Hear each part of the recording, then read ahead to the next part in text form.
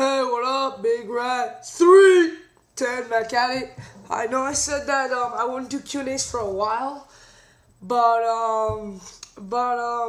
it's just 7-story magnet. Yes, almost all the questions are from him.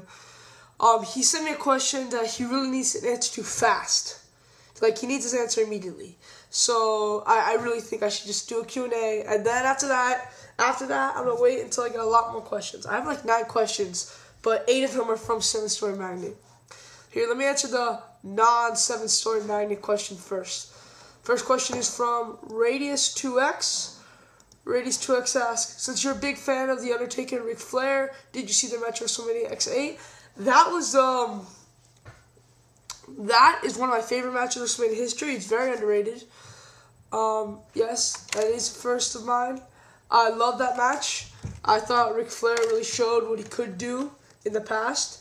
I really admired Ric Flair for going head-to-toe with the Undertaker, because Undertaker actually chose Ric Flair. Undertaker asked Vince, if you read Ric Flair's book, he told Vince, hey Vince, I don't have anyone for Mania, what can I do? And Vince goes, well, what do you want to do? And Undertaker goes, I want Flair. Ric Flair felt very honored that the Undertaker picked him in a match. And Ric Flair at this point in his career thought he was done. Thought he couldn't do anymore. And you know what? This match with the Undertaker showed that he still has it, because it really did.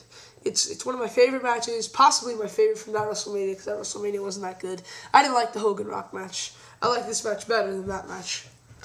So yeah, I'm going to go on a limb and say this is probably my favorite match of that WrestleMania. Okay, now we have 8 questions, actually 9 questions from 7-story magnet. On to the one at the end. No, it's 8. It's 8. Number 1, who will face Edge for the world title at Mania? I don't really know. Everyone says it's going to be Triple H, but I think WWE is going to do more than that. Like I said, you have a cousin who works for, who's a financial, let me see, hold on, he told me this. He's a financial publicist for WWE, so he knows a lot about the storylines. Maybe they have Edge going into an angle. I don't see him fighting Triple H. I know everyone thinks that's what's going to happen. I see him, he could fight Christian Cage, which I would love. But like most people won't buy Christian as a main eventer immediately, especially at Mania. So maybe it's not too good an idea to have Christian main event Mania. But I would like it if they started the angle right after No Way Out. But it might be Triple H. But it seems too generic.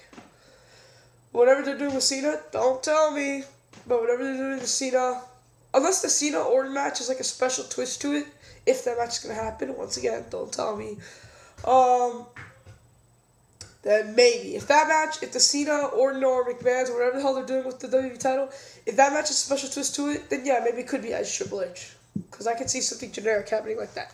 Will Christian come to WWE or sign with TNA? This is pretty easy. He's coming to WWE. I guarantee it.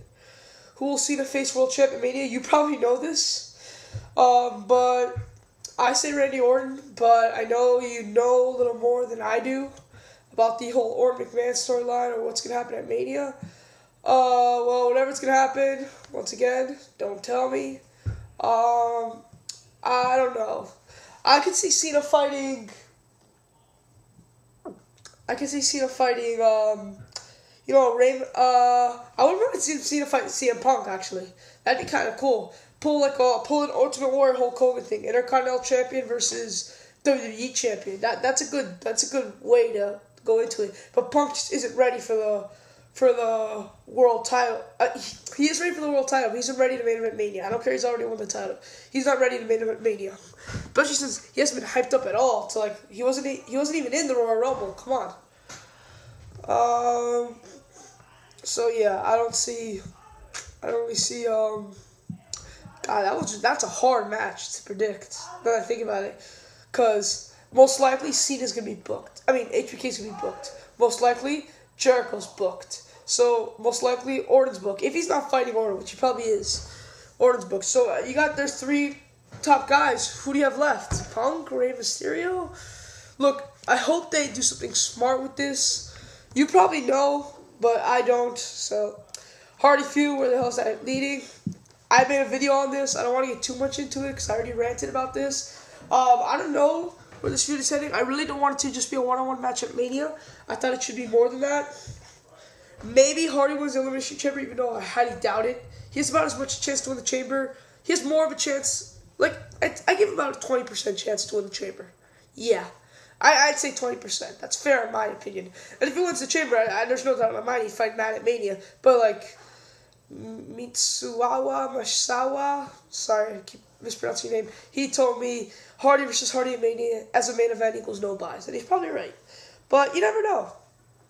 I hope that leads to the for the world title, because if this feud is for the title, the match means a lot more, a lot more. So please put the title on Jeff or Matt. But if you're not, it's just gonna be one of those feuds. It's gonna be a good match, but seriously, is Dreamer retiring or becoming ECW champion by June? I personally think I would have bet my life that he's gonna win the title, but after he lost to, let me do this one more time, Paul freaking Burchill, that's what someone suggested. Maybe he is retiring. We never know.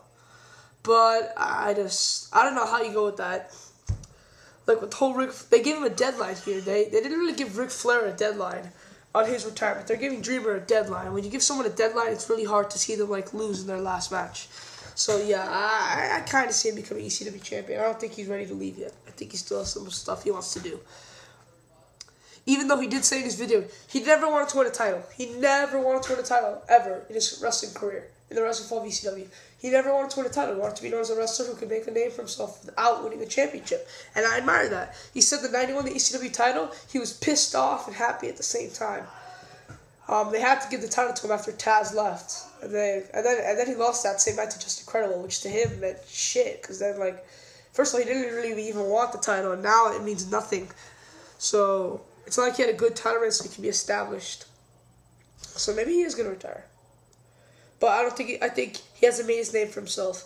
And so he should just take the ECW title and try to make a name for himself there.